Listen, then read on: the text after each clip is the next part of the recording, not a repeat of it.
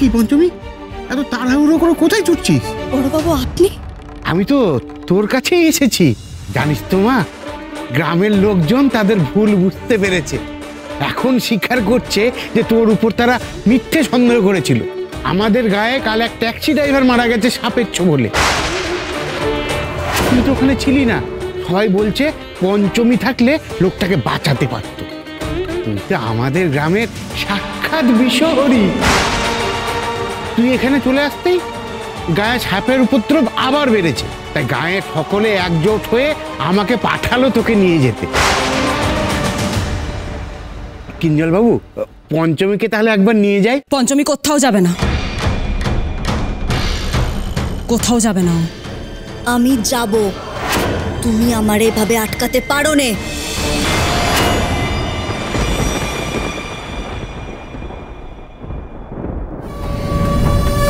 আমি কি করতে পারি আর কি করতে পারি না সেটা তুমি এখনো জানো না। আমিও দেখতে চাই আমি বারণ করার পরও তুমি এই বাড়ি থেকে কি করে বেরো। চিত্রা, আপনি এভাবে কথা বলবেন না। পঞ্চমীকে আমি কোথাও যেতে দেব না। বিয়ে না হওয়া পর্যন্ত এই বাড়ি থেকেও এক পাও বেরোবে না। নাথবুর হাত ছাড়ো বলছি, ছাড়ো। চিত্রা, কি হচ্ছেটা কি? কি ছেলে মানুষই করছো বলো তো?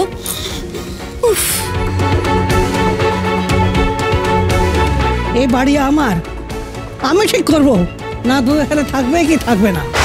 নাথবু যদি গ্রামে ফেরার ইচ্ছে হয় তাহলে গ্রামে যাবে, আর যদি এখানে থাকতে ইচ্ছে হয় তাহলে এখানেই থাকবে। সেটা নিয়ে কথা বলার তুমি কে? দেখ মা, আজই বাড়িতে মা মনসা এলেন, আজই তোদের গ্রামের লোক তাদের ভুল বুঝতে পেরে তোকে বিষহরি মানলো।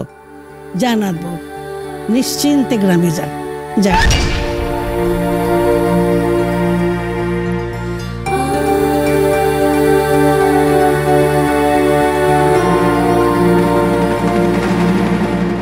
মা ঠাকুরনরে একটু বুঝিয়ে বলো গো, যেন আমার ওপর রাগ না করেন।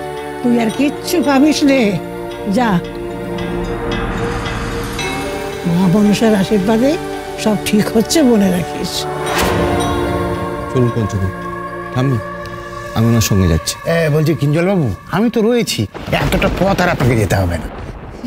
সেই ভালো বড়বাবু, চলেন। আমাকে কি আপনি আর ভরসাও করেন না পঞ্চমী, যে আমি সাথে থাকলেও অসুবিধে?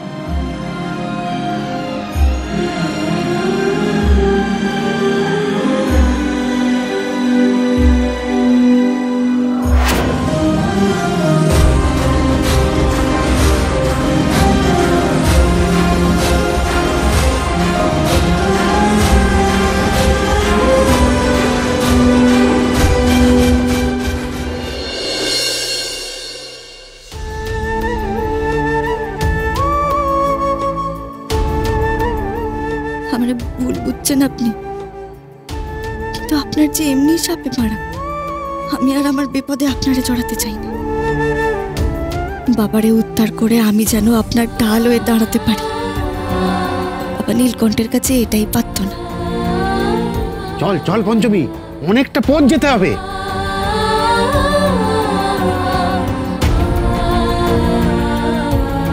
আসছি গো ঠাকুমা। এলেন বাবু।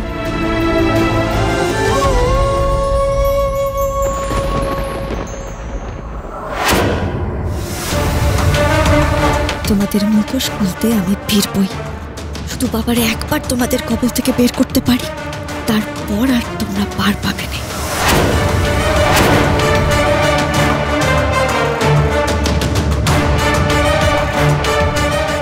মা চলো, আমাদের বেরোতে হবে না। তোমরা যাবে কোথায় শুনি? মাসিমা, আমাদের তো বেরোনোর কথা ছিল মাসিমা, বিয়ের নেমন্তন্ন। না, এত রাত অবধি বেরোনি যখন, তখন আজ আর বেরিয়ে কাজ নেই। বিয়ে করে সন্ধে পার করে রাত বেরোতে বাইরে ঘুরবে, এ আবার কি? যাও যাও, ঘরে যাও।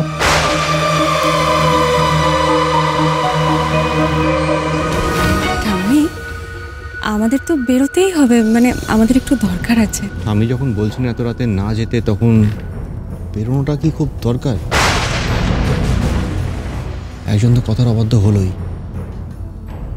আপনিও কি তাই করবেন?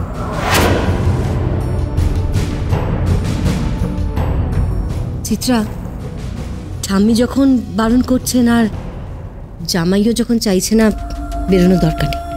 চল ঘরে চল, এসো।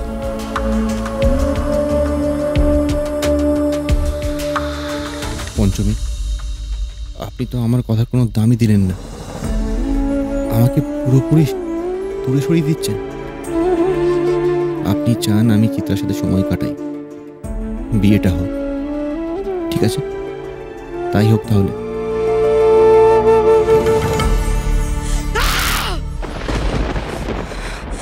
সহ্য করতে পারছি না, আমি সহ্য করতে পারছি না। ইচ্ছা করছিল ওই বুড়ি ঠাম্মির কপালে একটা চোখল মারতে, আমাকে আর থমকানো বেরিয়ে যেত।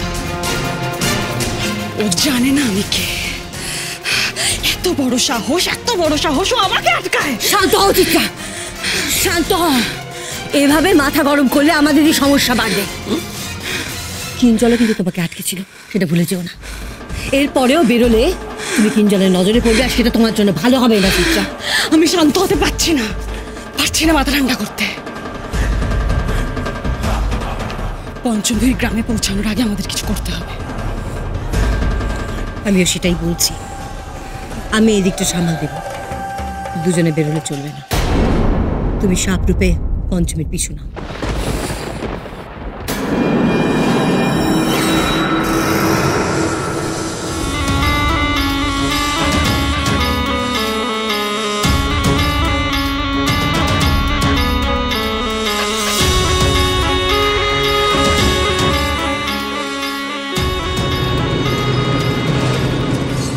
হে বাবা নীলকণ্ঠ, আমি যেন সময়ের মধ্যে পৌঁছতে পারি, বিষহরিণ নদীর জলের তলা থেকে বাবারে যেন সুস্থ অবস্থায় উদ্ধার করতে পারি। মাও যা আশায় আশায় বসে আছে, তুমি পাশে থেকো বাবা, ভরসা হয়ে থেকো।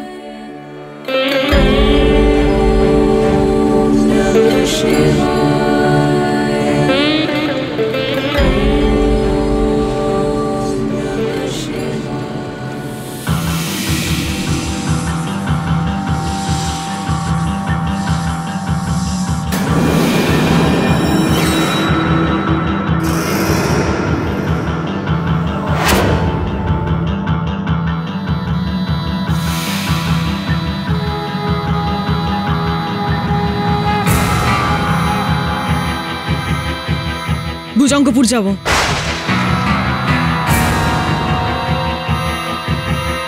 তাড়াতাড়ি চলুন।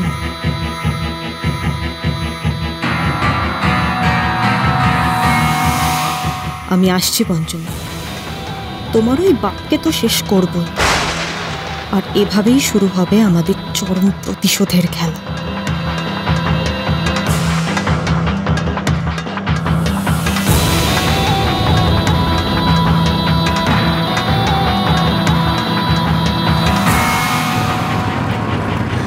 বড়বাবু কইছে যে আমারে বিষহরী নদীর পাড়ে নামিয়ে দিয়ে আপনি চলে যাবেন, আমার সেখানে কিছু কাজ আছে। হ্যাঁ সে কি, নদীতে তোর কি কাজ? হ্যাঁ, আরে সেখানে তো হাজার হাজার সাপের বাস, তাও ওই রাতের বেলায়? না না না না না, আমার একটু কাজ আছে, আমার কিছু হবে না, আপনি একদম ভাববেন না।